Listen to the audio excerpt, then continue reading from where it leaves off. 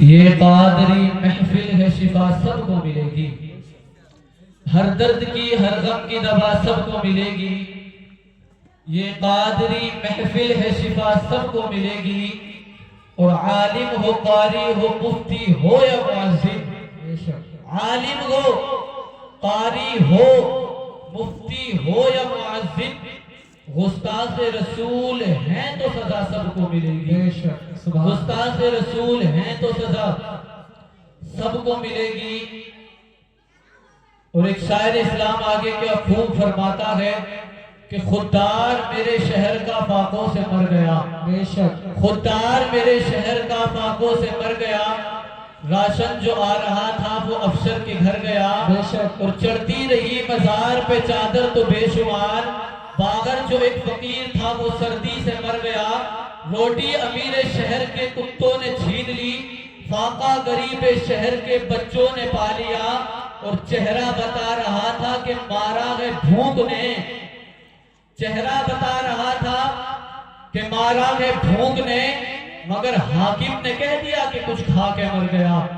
چہرہ بتا رہا تھا کہ مارا ہے بھوک نے، مگر حاکم نے کہہ دیا کہ کچھ کھا کے مر گیا، بے شک حاکم نے کہہ دیا کہ کچھ کھا کے مر گیا، حاکم نے کہہ دیا کہ کچھ کھا کے مر گیا۔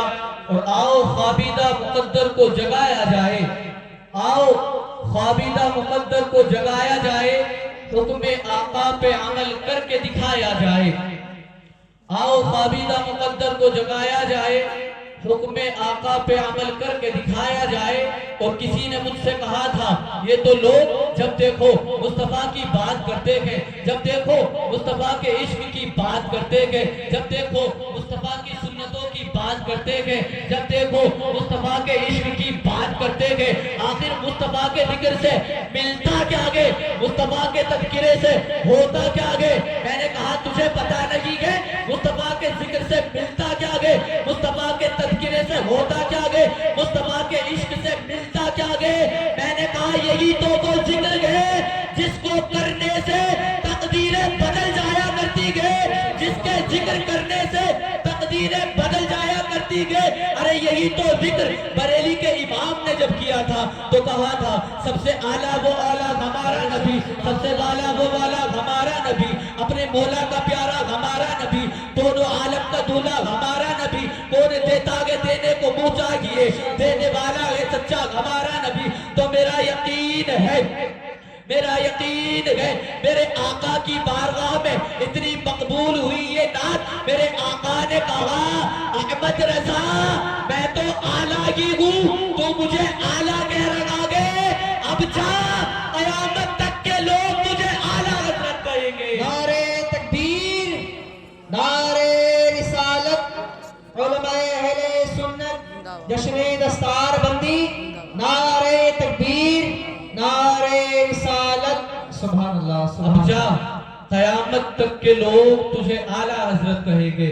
تو اعلیٰ حضرت کو اعلیٰ کسی دنیا دار نے نہیں کیا گئے، اعلیٰ حضرت کو اعلیٰ مفتی نقی علی خان نے نہیں کیا گئے، بلکہ اعلیٰ حضرت کو اعلیٰ مدینے کے آقا نے کیا گئے، اعلیٰ حضرت کو اعلیٰ کسی دنیا دار نے نہیں کیا گئے۔ اور آگے اللہ تبارک و تعالی قرآن مجید میں ارشاد فرماتا ہے الرحمن علم القرآن، رحمان وہ گئے جس نے اپنے نبی کو قرآن سکھایا، رحمان وہ گئے جس نے اپنے نبی کو قرآن سکھایا۔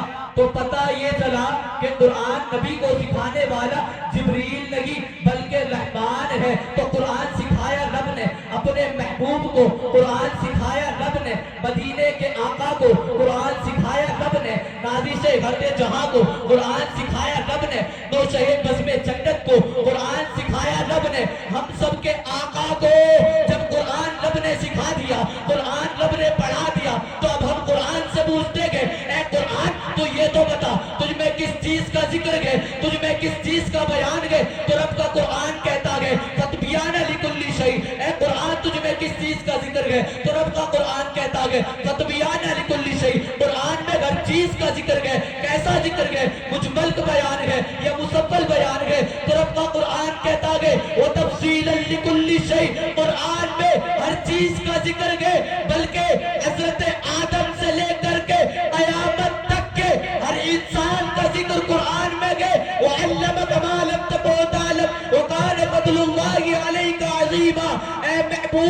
اللہ نے آپ کو ہر وہ چیز سکھا دی جو آپ نہ جانتے تھے.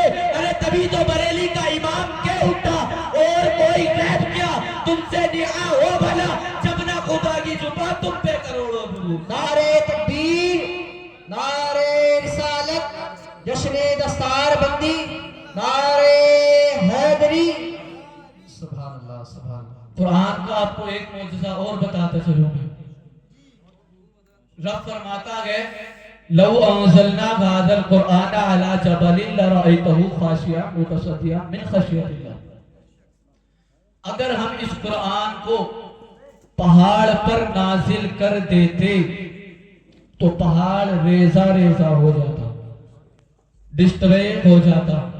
تو پھر شان دیکھو مصطفیٰ کے پیارے امتیوں کی کہ جس قرآن کا وزن پہاڑ اٹھا نہیں سکتا تھا، جس قرآن کا وزن زمین سما نہیں سکتی تھی، اس قرآن کا وزن مصطفیٰ کے امت کے پیارے پیارے چھوٹے چھوٹے بچوں نے اپنے سینوں کے اندر بسایا. مصطفیٰ کے پیارے امتیوں نے اپنے سینے کے اندر بسایا. اور دنیا کے اندر جتنے بھی نبی آئے پہلے، جتنے بھی نبی آئے، حضرت آدم علیہ السلام آئے، حضرت شیس آئے، حضرت ذوالقرنین آئے، حضرت موسیٰ آئے، حضرت عیسیٰ آئے، حضرت داؤد آئے، جتنے بھی نبی آئے اور جس جس نبی پر جو جو کتابیں نازل ہوتی تھی ان کے حافظ صرف وہی ہوتے تھے. حضرت موسیٰ علیہ السلام پر توریت نازل ہوئی تو توریت کے حافظ حضرت موسیٰ علیہ السلام اور حضرت ہارون علیہ السلام. باقی اور ان کی امت میں سے کوئی نہیں. توریت حضرت داؤد علیہ السلام پر نازل ہوئی تو توریت کے حافظ صرف حضرت داؤد علیہ السلام. باقی اور ان کی امت میں سے کوئی نہیں تھا. حضرت عیسیٰ علیہ نبی کینا صلی اللہ تعالی علیہ وسلم پر کیا نازل ہوئی؟ انجیل نازل ہوئی. تو حافظ عیسیٰ کوئی عباری نہیں، کوئی دنیا دار نہیں.